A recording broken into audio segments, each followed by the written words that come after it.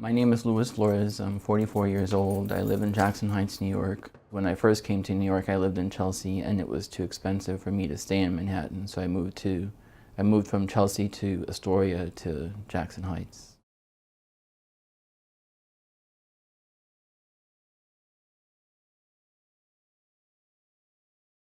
My rent has been rising. I'm now paying under my renewal lease $1,675 for my studio apartment. I'm in housing court now for the third time because I have fallen behind on my rent.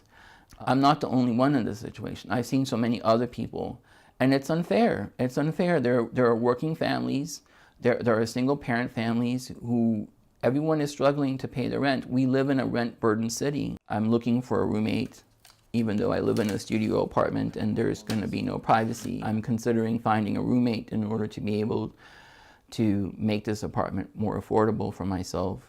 One day, your landlord calls you and says, hey, I'm doubling the rent. You either pay the rent or you get out. It's something that the people at the lower end of the income spectrum are made to understand whether they like it or not.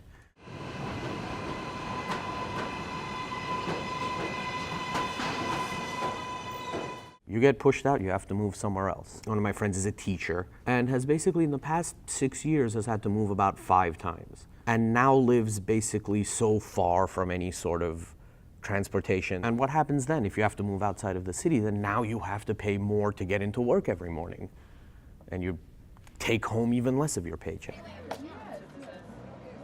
An important thing to do would be to include small business owners and tenants sort of in the same sorts of organizations to challenge this. A lot of stores have been squeezed out, professionally by high rents. Yes, there's a couple stores around me that have closed down for those reasons.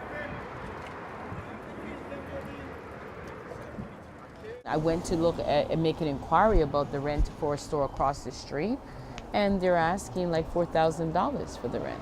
There was a general merchandise that closed down, the nail shop here, closed down. The hair braiding store beside me closed down.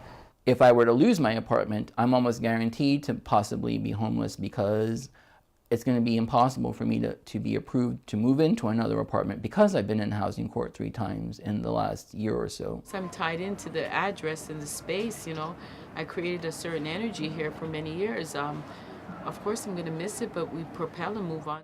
I think the stability and life security of people who live in your city should be something like a priority for somebody who's running a city.